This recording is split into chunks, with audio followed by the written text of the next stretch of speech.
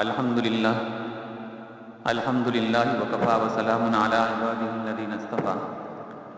اما بعد فاعوذ باللہ من الشیطان الرجیم بسم اللہ الرحمن الرحیم انما یخشی اللہ من عبادہ العلماء صدق اللہ العظیم۔ میرے واجب الاحترام بزرگوں، بھائیوں اور عزیز نوجوان سنی ساتھیوں، آج کی اس نشست میں انشاءاللہ ہم امام ابو یوسف قاضی ابو یوسف رحمۃ اللہ تعالی علیہ کی مبارک زندگی کا اور آپ کی سیرت کا تذکرہ کر کے استفادہ حاصل کرنے کی کوشش کریں گے۔ امام ابو یوسف یا قاضی ابو یوسف رحمۃ اللہ تعالی علیہ بھی جلیل القدر شخصیات میں سے ہیں اور جلیل القدر ہستیوں میں سے ہیں۔ امام ابو یوسف رحمۃ اللہ تعالی علیہ، آپ کا اصل نام یوسف نہیں ہے بلکہ ابو یوسف یہ آپ کی کنیت ہے۔ اصل نام آپ کا یعقوب تھا۔ آپ کی والد گرامی، ان کا نام ابراہیم ہے۔ مدینہ کی انصاری خاندان سے آپ کا تعلق ہے اور آپ کے پردادا وہ صحابی رسول ہیں۔ ان کا نام حضرت سعد تھا رضی اللہ تعالیٰ عنہ۔ غزوہ خندق کے اندر اور کئی جنگوں کے اندر حضرت سعد یعنی آپ کے پردادا نے حصہ لیا اور اس میں شرکت اور شمولیت اختیار فرمائی ہے۔ حضرت سعد نے پھر کوفہ کو اپنا مستقل قیام گاہ بنا لیا تھا، یعنی مکہ کو چھوڑ دیا اور وہاں سے اب کوفہ تشریف لائے۔ امام ابو یوسف رحمۃ اللہ تعالی علیہ بھی پھر کوفہ ہی کے اندر پیدا ہوئے۔ آپ کی پیدائش کے سنین کے بارے میں اگرچہ مختلف اقوال ہیں، لیکن سب سے زیادہ راجح قول جو ہے وہ سن 93 ہجری کا ہے، یعنی امام ابو یوسف رحمۃ اللہ تعالی علیہ سن 93 ہجری کے اندر کوفہ کے اندر آپ پیدا ہوئے۔ امام ابو یوسف رحمۃ اللہ تعالی علیہ مالی اعتبار سے، مالی لحاظ سے بہت ہی شروع سے ہی کمزور تھے۔ آپ کے والد گرامی اور آپ کی والدہ آپ کو مجبور کرتے تھے اس بات پر کہ آپ کچھ نہ کچھ کما کے لیں۔ آپ کے والد گرامی بھی کئی مرتبہ حضرت امام ابو حنیفہ رحمۃ اللہ تعالی علیہ کی مجلس میں آئے۔ امام ابو یوسف کو یہیں پایا اپنے بیٹے کو، اور یہاں سے ان کے ساتھ برہم ہو کر ان کو واپس لے گئے، اور آپ کی والدہ بھی کئی مرتبہ آئیں اور یہیں سے ان کو لے کر گئے۔ انشاءاللہ اس کا تذکرہ بھی ابھی تھوڑے سے وقت کے بعد کریں گے۔ امام ابو یوسف رحمۃ اللہ علیہ کو شروع ہی سے علم حاصل کرنے کا بہت ذوق تھا، بہت شوق تھا۔ آپ اسی لیے چپکے چپکے علماء کی مجالس کے اندر بیٹھا کرتے تھے۔ آپ کی جو سب سے پہلے استاد ہیں ان کا نام تھا قاضی ابن ابی لیلہ رحمۃ اللہ تعالی علیہ۔ ان کی مجلس کے اندر آپ بیٹھا کرتے تھے، اور یہ جو تھے قاضی ابن ابی لیلہ رحمۃ اللہ علیہ بہت بڑے قاضی تھے۔ یہ اموی دور کے اندر بھی قاضی رہے ہیں اور پھر اسی طرح عباسی دور کے اندر بھی قاضی رہے ہیں۔ تو اموی اور عباسی دونوں یہ جو حکومتیں رہی ہیں، ان دونوں حکومتوں کے اندر آپ قاضی رہے ہیں۔ مطلب یہ ہے کہ اموی دور میں اخیر میں، اور جب عباسیوں کا پھر دور آیا تو ان کے آغاز ہی میں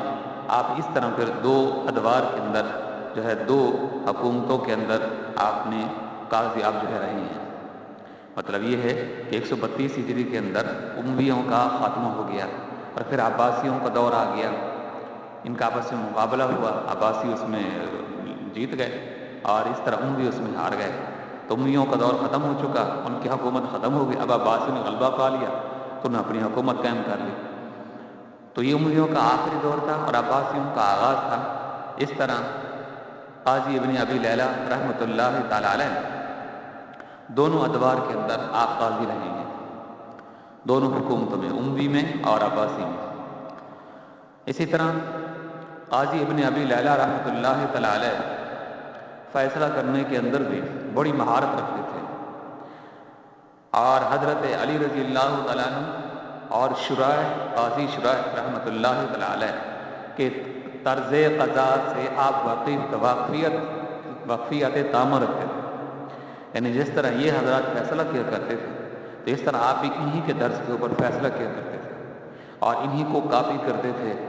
اور انہی کے مطابق فیصلہ کرنے کی کوشش کرتے تھے۔ حضرت علی کرم اللہ وجہہ اور قاضی شرائح جو کہ مشہور ہیں، معروف ہیں۔ حضرت امام ابو یوسف رحمۃ اللہ تعالی علیہ 9 سال تک حضرت قاضی ابن ابی لیلہ کی خدمت کے اندر، ان کی مجالس کے اندر آپ حاضر ہوتے رہے ہیں۔ پھر اسی دوران آپ کو یہ علم ہوا کہ اسی کوفہ ہی کے اندر امام ابو حنیفہ رحمۃ اللہ تعالی علیہ، ان کو بھی اللہ تبارک و تعالی نے بہت علم سے ان کو نوازا ہے، چنانچہ پھر آپ ان کی مجالس کے اندر آ کر بیٹھنے لگے۔ ان وقتاً فوقتاً جیسے آپ کو وقت ملتا تو آپ ان کی مجلس کے اندر آ کر جو بیٹھا کرتے تھے۔ اور ان کا ایک مشہور واقعہ ہے کہ کئی مرتبہ آپ آئے اور امام ابو حنیفہ کی مجلس سے ان کو اٹھا کے لے گئے اور کہا کہ بیٹا تجھے ہم بھیجتے ہیں کہ تو جا کے مزدوری کر کے لا، اور تو آتا ہے اور آ کر ان کی مجالس کے اندر آ کر بیٹھ جاتا ہے، شام کو گھر آتا ہے تو خالی ہاتھ ہوتا ہے۔ کئی مرتبہ آئے اور امام ابو حنیفہ کی مجلس سے ان کو اٹھا کے لے گئے، اور کئی مرتبہ آئے تو جو لوگ وہاں مجلس کے اندر بیٹھے ہوتے تھے، وہ پڑھ رہے ہوتے تھے، ان کے ساتھ بھی غصہ کرتے کہ تم لوگ اس کا سہارا بنتے ہو، تم اس کو کیوں نہیں کہتے کہ جاؤ مزدوری کر کے آؤ اور جاؤ اپنے گھر کا گزر اوقات تمہارا بہت مشکل ہے تو اپنے باپ کی تم مددگار بنو، ان کا ہاتھ پٹاؤ،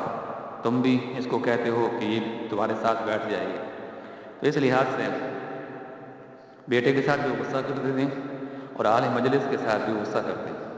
اسی طرح ان کی واقعہ ان کے والدہ کا ملتا ہے کہ وہ بھی ایک مرتبہ جو آئی اپنے بیٹے کو لینے کے لیے، تو اس وقت آپ امام ابو حنیفہ کی مجلس میں ان کی نشست میں آپ بیٹھے تھے۔ جیسے ہی اندر آئیں اور آ کر امام ابو حنیفہ کے ساتھ غصہ ہونا شروع کر دی ان کی والدہ، اور کہا کہ آپ تو مالدار لوگ ہیں، تمہارے پاس دولت اور پیسہ تمہارے پاس بہت زیادہ ہے، تمہیں کیا علم یا تمہیں اس کا کیا تم کو اثر پڑتا ہے کہ تم تو سارا دن یہاں مجالس لگا کے بیٹھے رہتے ہو اور تمہاری فیکٹریاں ہیں، کاروبار ہے، وہ چل رہا ہے، اس سے تمہیں تو کچھ فرق نہیں پڑنے والا۔ ہم تو غریب لوگ ہیں اور میرے گھر کے اندر ساری بچی ہیں، ایک ہی ہمارا بیٹا ہے یہ، اور اس لحاظ سے اسی کے اوپر ہم نے جو ہے ایک طرح کا سہارا، یہ ہمارے لیے ایک سہارا ہے، یہ ہم اسی کو اپنا سہارا سمجھتے ہیں، تو اس لحاظ سے ہم اس کو بھیجتے ہیں کہ مزدوری کر کے اور یہ آتا ہے اپنے مجلس کے اندر آ کر بیٹھ جاتا ہے۔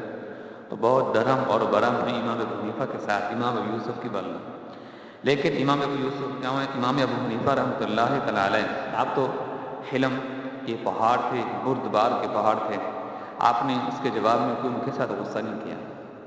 بلکہ جب وہ جانے لگے اپنے بیٹے کو لے کر تو آپ نے وہ تاریخی الفاظ کہے تھے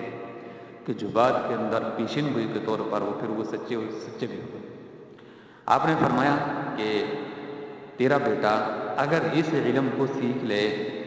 جس علم کی سیکھنے کا اس کو ذوق ہے، شوق ہے، اور آ کر میری مجلس کے اندر آ کر بیٹھتا ہے، تو اس علم کی اتنی بڑی قدر ہے، اس علم کی اتنی بڑی قدر ہے کہ وقت کے بادشاہ تیرے بیٹے کو اپنے ہاتھوں سے فلودہ کھلائیں، وقت کے بادشاہ تیرے بیٹے کو اپنے ہاتھوں سے فلودہ کھلائیں، اس علم کی اتنی قدر ہے، اگر یہ تیرا بیٹا اس علم کو حاصل کر لیتا جو علم میں سکھا رہا ہوں۔ لیکن اس وقت وہ لے کے چلی گئی، وہ بعد میں امام ابو یوسف جو بعد میں آئے اور آ کر استاد سے ملے امام ابو حنیفہ سے، تو آپ نے فرمایا کیا تمہارے گھر کے جو حالات مشکل ہیں؟ تو فرمانے لگے کہ ہاں، میری ساری بہنیں ہیں اور میرا باپ وہ بھی ضعیف ہے، کمزور ہے، تو اس طرح کوئی ہمارا گزر اوقات کے لیے یعنی گھر کے گزران کا کوئی خاص ہمارا کوئی وسیلہ نہیں ہے۔ تو امام صاحب نے فرمایا کہ 4000 درہم میں تمہارے گھر کا خرچہ ہر مہینہ میں دیتا رہوں گا۔ کہتے ہیں کہ جب تک امام ابو یوسف امام ابو حنیفہ کے پاس پڑھتے رہے اس وقت 4000 درہم ہر مہینہ میں امام ابو حنیفہ ان کو بطور ان کے گھر کے گزر کے لیے ان کو ہر مہینہ میں دیتے تھے اپنی طرف سے، کہ یہ بیٹا علم حاصل کرے گا اور تمہارے گھر کا جو خرچہ ہوگا وہ میں تمہیں دوں گا۔ 4000 اپنی طرف سے دیتے تھے۔ بالآخر امام ابو یوسف رحمۃ اللہ تعالیٰ علیہ پڑھ گئے، اور کئی اور بھی اساتذہ کرام سے آپ نے پڑھا ہے جس کا آگے ہم چل کر تذکرہ کرتے ہیں۔ لیکن یہ جو واقعہ تھا یہ واقعہ پھر سچا ثابت ہوا کہ جب ہارون کا زمانہ آیا اور ہارون کے زمانہ میں امام ابو یوسف رحمۃ اللہ تعالیٰ علیہ اس وقت قاضی تھے اور پوری مملکت اسلامی کے آپ قاضی تھے۔ دیکھیے مہدی کا جب زمانہ تھا تو مہدی کے زمانہ میں اس نے سب سے پہلے ان کو قاضی کے عہدے پر سلیکٹ کیا، اور بغداد کا جو شمالی علاقہ تھا صرف اسی کا ان کو قاضی بنایا تھا۔ پھر جب مہدی کا انتقال ہو گیا اور اس کے بعد اس کے بیٹے ہادی کا زمانہ آیا تو ہادی نے پھر آپ کو پورے بغداد شہر کا اور جو اس کے گرد و نواح کے اور جو علاقے تھے ان کا آپ کو قاضی بنا دیا۔ لیکن جب ہادی کا بھی انتقال ہو گیا اور اس کے بعد ہارون رشید آیا تو اس نے پھر اپنے زمانہ کے اندر امام ابو یوسف رحمۃ اللہ تعالی کو پوری مملکت اسلامی کا آپ کو قاضی بنا دیا۔ تو اسی ہارون کے زمانے میں ہارون نے ایک مرتبہ کہا اپنے نوکروں سے اور وزراء سے، جو نچلے طبقے کے جو لوگ تھے ان سے کہا کہ آج دل کرتا ہے کہ فلودہ کھائیں۔ گرمیوں کا موسم تھا تو فلودہ بنا کر جب لایا گیا تو سب سے پہلے جو بڑا آدمی بیٹھا ہوتا ہے معزز ہوتا ہے تو اسی کے سامنے جا کر چیز رکھی جاتی ہے اور ابتدا وہیں سے ہوتی ہے۔ تو چونکہ وہ بادشاہ تھا اور خلیفہ وقت تھا وہ ہارون، اور سب میں وہ معزز تھا، بڑا تھا، مقام اور مرتبہ کے اعتبار سے بڑا تھا، تو جب وہ لے کے آئے تو سب سے پہلے انہوں نے وہ کٹورا بنایا اور اس کے سامنے جا کر رکھ دیا، اور جب خلیفہ ہارون رشید کے سامنے رکھا گیا تو ہارون نے وہی کٹورا اٹھا کر امام ابو یوسف کے ہاتھوں میں دے دیا۔ جس طرح کہ ہمارے پاس بھی کچھ لوگ آتے ہیں تو ہم کوشش کرتے ہیں ان میں سے جو سب سے زیادہ معزز ہوتا ہے، جو چائے دینی ہو، پانی دینی ہو، کوئی چیز دینی ہو تو اس کا آغاز ابتدا وہیں سے کرتے ہیں۔ پھر ان میں سے بھی اچھے لوگ اس طرح کے ہوتے ہیں کہ وہ اس کو پسند نہیں کرتے کہ ہماری طرف سے ابتدا ہو، پھر وہ اپنی ایک طرح کی سمجھیں کہ یعنی اس کو ادب سمجھتے ہیں کہ وہ اپنے سے سامنے اٹھا کر پھر کسی اور کو سامنے جو رکھ دیتے ہیں۔ کوئی مہمان آیا ہوا ہے یعنی ان کے ساتھ، یا کوئی بڑی عمر کا کوئی آدمی بیٹھا ہے تو ان سے کہتے ہیں کہ یہ تم لے لو، میں اور لے لوں، یا آخر کے اندر میں لے لوں گا۔ تو یہ بھی ایک مہمان کہیں بن کے جائیں تو اس کے احترامات میں سے ایک احترام ہے۔ بہرحال تو اس نے پھر اٹھا کر امام یوسف کو دے دیا، اور امام یوسف کی ہارون بہت عزت کرتا تھا، بہت عزت کرتا تھا۔ آگے چل کر اس کا اسی طرح کا ایک واقعہ بھی آئے گا۔ تو امام ابو یوسف نے ہارون سے پھر وہ کٹورا تو لے لیا، اور جب آپ کھانے لگے تو آپ کی آنکھوں سے آنسو آ گئے۔ ہارون نے پوچھا کہ ابو یوسف کیوں روتے ہو، یہ آنکھوں سے آنسو کیوں جا رہی ہیں؟ کہنے لگے کہ مجھے وہ واقعہ یاد آ گئی ہے کہ جب میری ماں مجھے پکڑ کے لے جاتی تھی تو ایک مرتبہ آ کر میرے استاد کے ساتھ بھی غصہ ہونے لگی، اور میرے استاد سے کہا تھا ابو حنیفہ سے کوفہ میں کہ تو میرے بیٹے کو تو نے خراب کر رکھا ہے، تیرے پاس دولت ہے، پیسہ ہے، فیکٹری تیری چل رہی ہیں اور کروڑوں روپے کا تیرا کاروبار ہے، تو تجھے اس سے کیا فرق پڑتا ہے؟ ہم تو غریب لوگ ہیں، اور یہ بھی ہمارا بچہ ہے، یہ ہمارا سہارا ہے، یہ بھی ادھر ادھر آتا ہے تو آ کر تیری مجالس کے اندر بیٹھ جاتا ہے۔ تو اس وقت میری ماں کو میرے استاد نے کہا تھا کہ تمہیں اس علم کی قدر نہیں، اس علم کی اتنی بڑی قدر ہے، اگر یہ تیرا بیٹا اس علم کو حاصل کر لے تو اس علم کی وجہ سے تیرے بیٹے کو وقت کے بادشاہ اپنے ہاتھوں سے فلودہ کھلائے۔ کہا کہ آج وہی آپ کے ہاتھوں سے میں فلودہ کھا رہا ہوں، میرے استاد نے سچ کہا۔ بہرحال امام ابو یوسف رحمۃ اللہ تعالی علیہ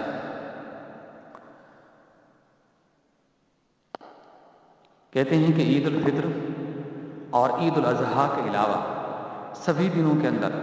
تعلیم حاصل کرنے کے لیے آپ ہر حال کے اندر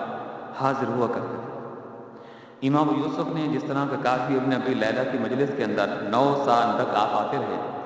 اسی طرح امام ابو حنیفہ کی مجالس کے اندر بھی 9 سال تک آپ آتے رہے، اور کہتے ہیں صبح کی جو نماز ہوتی تھی وہ تو آپ امام ابو حنیفہ کے پیچھے ہی پڑھتے تھے،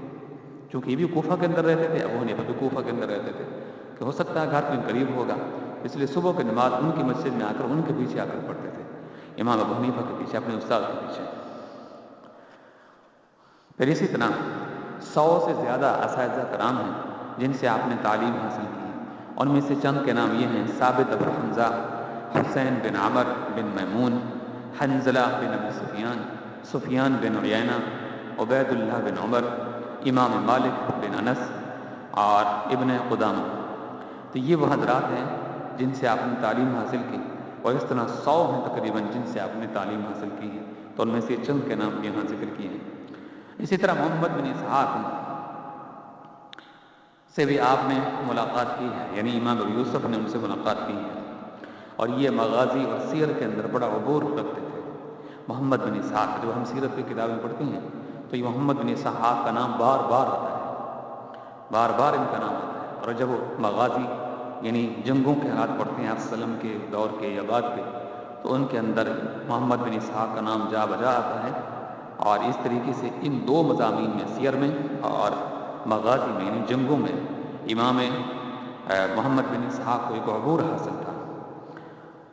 تو ان سے بھی آپ نے ملاقات کی ہے۔ اسی طرح امام ابو حنیفہ رحمۃ اللہ تعالی علیہ نے سن 140 ہجری سے لے کر 150 ہجری تک، یہ بیچ کے 10 سال بنتے ہیں، اس میں آپ نے اپنے مدرسے کے اندر جو شرائط رکھی تھیں داخلہ کے لیے بڑی سخت تھی۔ ان میں سے ایک یہ ہوتی تھی کہ جو میرے مدرسے میں پڑھنے آئے گا یہاں، وہ حافظ قرآن ہونا چاہیے۔ امام ابو یوسف جو پڑھنے کے لیے گئے تھے تو صرف آپ حافظ قرآن نہیں تھے، بلکہ آپ قرآن کے مفاہیم اور مطالب کو بھی اچھی طریقے سے سمجھتے تھے۔ اسی طرح ہارون بھی آپ کی بہت زیادہ قدر کیا کرتا تھا، یعنی ہارون امام ابو یوسف کی، تو کسی نے پوچھ لیا ہم سے، ہارون رشید سے، کہ تو ابو یوسف کی اتنی زیادہ کیوں قدر کرتا ہے؟ کہا جتنا ابو یوسف اس زمانہ کے اندر فقہ سے، حدیث سے،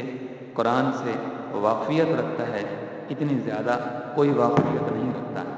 تو جب یہ قرآن، حدیث اور فقہ سے اتنی واقفیت رکھتا ہے تو میں اس کی ذات سے اتنی واقفیت کیوں نہ رکھوں؟ میں اس لیے اس کی عزت احترام کرتا ہوں کہ اس وقت یہ سب سے بڑا عالم ہے۔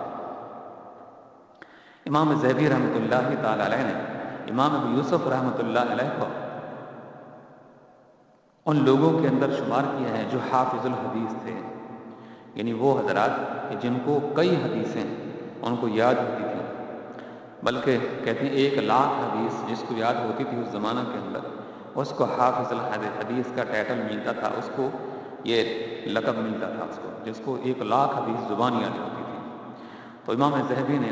آپ کو ان حضرات کے اندر آپ کو شمار کیا ہے جو اس زمانے کے اندر حافظ الحدیث تھے۔ مثلا امام شافعی رحمۃ اللہ علیہ، احمد بن حنبل، عبداللہ بن مبارک، یحییٰ بن معین اور سفیان بن عیینہ۔ اب دیکھیے عبداللہ بن مبارک ہوں یا پھر یحییٰ بن معین ہوں اور یا سفیان بن عیینہ ہوں، تو یہ سارے کے سارے امام ابو حنیفہ کی شاگرد ہیں، اور شافعی اور احمد بن حنبل یہ تو آپ کے شاگردوں کے شاگرد ہیں، اور یہ حافظ الحدیث تھے۔ تو انہی لوگوں کے اندر امام ابو یوسف کا بھی شمار ہوتا تھا۔ اس سے اندازہ لگا سکتے ہیں کہ ابو یوسف کو حدیث سے کتنی گہرائی واقفیت تھی اور کتنی آپ کو زبانی جو ہے آپ کو حدیث سے یاد تھی کہ آپ کو حافظ الحدیث کا ٹائٹل ملا۔ آپ کی جو تلامذہ ہیں یعنی آپ کے جو شاگرد ہیں ان کی فہرست بھی بہت لمبی ہیں، اور میں سر فہرست امام احمد بن حنبل ہیں رحمۃ اللہ تعالی علیہ، جس کا تذکرہ ہم پہلے کر چکے ہیں کہ حج کے دنوں کے اندر یہ آئے اور مکہ ہی کے اندر آپ کے حلقے کے اندر بیٹھے، اور جب آپ کی تقریر سنی، آپ کی واضح نصیحت سنی، آپ سے سبق سنا تو آپ کی عاشق ہو گئے۔ اور پھر امام شافعی رحمۃ اللہ علیہ، تو امام یوسف رحمۃ اللہ علیہ سے، بلکہ وہ تو امام شافعی کا واقعہ تھا غالباً، تو یہ امام احمد بن حنبل بھی آپ ہی کے پاس جو ہے پڑھتے رہے ہیں۔ اسی طرح اسد بن فرات رضی اللہ تعالیٰ رحمۃ اللہ تعالیٰ علیہ، اور اسماعیل بن حماد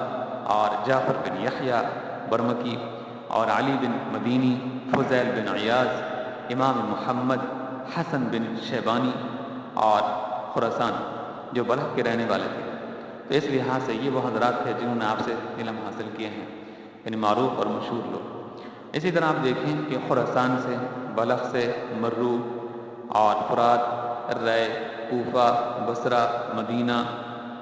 اور فلسطین، سے دور دور سے طلباء آتے تھے اور آپ سے تعلیم حاصل کرتے تھے۔ حج کے دنوں میں ایک مرتبہ آپ حج کے لیے تشریف لے گئے بغداد سے مکہ میں، تو جب مکہ کے اندر پہنچے، مدینہ کے اندر بھی گئے اور وہاں سے زیارت وغیرہ کر کے اب واپس آئے، یعنی امام ابو یوسف، تو امام باقری رحمۃ اللہ علیہ بھی اپنے ساتھ لے کے آئے۔ یہ جو امام باقری رحمۃ اللہ تعالیٰ علیہ ہیں، یہ بھی بہت بڑے ریسرچر تھے، اور شام کے اوپر جو کتابیں چھپی ہیں خصوصاً مغازی وغیرہ کی،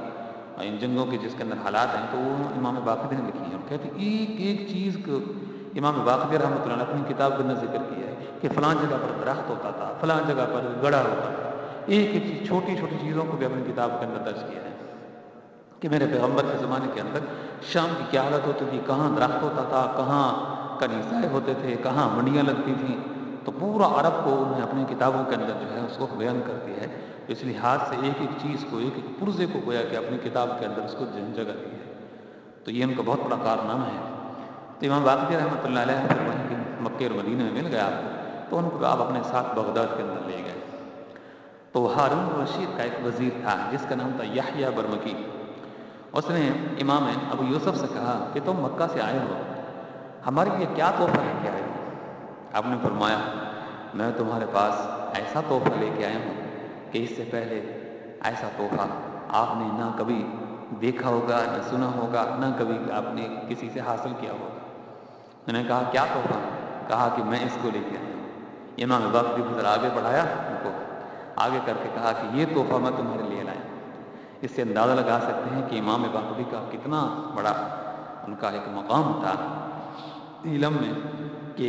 امام ابو یوسف رحمۃ اللہ علیہ فخریہ طور پر کہتے ہیں کہ میں تمہارے لیے تحفہ لے کے آیا ہوں۔ بہرحال امام ابو یوسف رحمۃ اللہ تعالی علیہ مہدی کے زمانہ میں، جیسے کہ پہلے میں نے عرض کی ہے، مہدی کے زمانہ میں بغداد کے شمالی سائڈ میں آپ کو قاضی بنایا۔ پھر ہادی کا جب انتقال ہو گیا، مہدی کا انتقال ہو گیا، ہادی کا زمانہ آیا، تو اس نے پورے بغداد کا آپ کو قاضی بنا دیا۔ پھر جب ہادی کا انتقال ہو گیا اور ہارون الرشید آیا، خلیفہ ہارون الرشید نے پھر آپ کو ساری مملکت اسلامی کا آپ کو خلیفہ بنا دیا، تو اس طرح پھر آپ جو ہے خلیفہ بن گئے۔ لیکن امام یوسف رحمۃ اللہ تعالیٰ اپنی زندگی کے اندر کبھی کوئی فیصلہ غلط نہیں کیا تھا، ہمیشہ عدل و انصاف سے آپ نے جو ہے فیصلے دیے ہیں، اور عدل و انصاف کا اپنے مد نظر رکھا ہے۔ حتیٰ کہ ایک وقت ایسا بھی آیا کہ وہ کیس آپ نے بالکل ہی وقت کا جو اس وقت کا خلیفہ تھا، غالباً یہ ہادی ہی تھا اس کے زمانے کے اندر، تو آپ نے فیصلے بالکل اس کے خلاف دے دیا،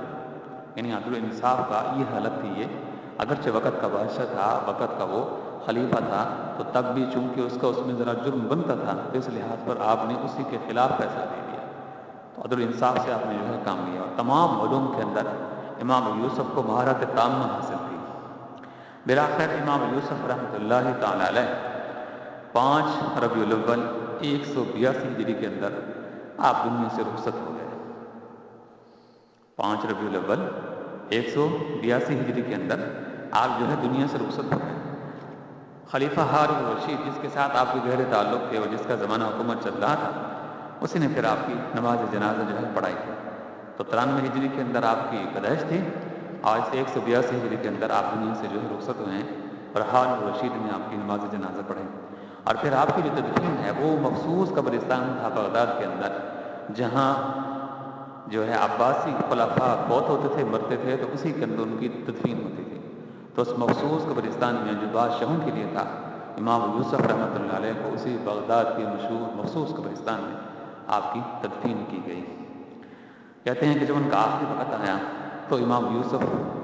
یوں کہہ رہے تھے، اے اللہ تجھے علم ہے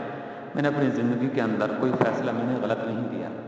اور جب بھی میں نے کام لیا تو انصاف سے میں نے کام لیا ہے، اور انصاف سے میں نے جو ہے فیصلہ کیا ہے۔ اے اللہ جب مجھے فیصلہ کرنے کی ضرورت پڑتی تھی تو میں سب سے پہلے تیرے قرآن کی طرف متوجہ ہوتا تھا، اگر مجھے وہاں سے کوئی روشنی جو ہے مجھے محسوس نہ ہوتی تو پھر میں تیرے پیغمبر کی فرامین کی طرف متوجہ ہوتا تھا۔ پھر اس کے بعد اے اللہ میں تیرے صحابہ کرام کے فیصلے، ان کے اقوال کی طرف متوجہ ہوتا تھا۔ پھر کہتے کہ پھر اے اللہ اس کے بعد پھر میں اپنے استاد امام ابو حنیفہ اور قاضی ابن ابی لیلہ رحمۃ اللہ تعالی علیہ ان کی پھر تحقیقات کی طرف میں متوجہ ہوتا.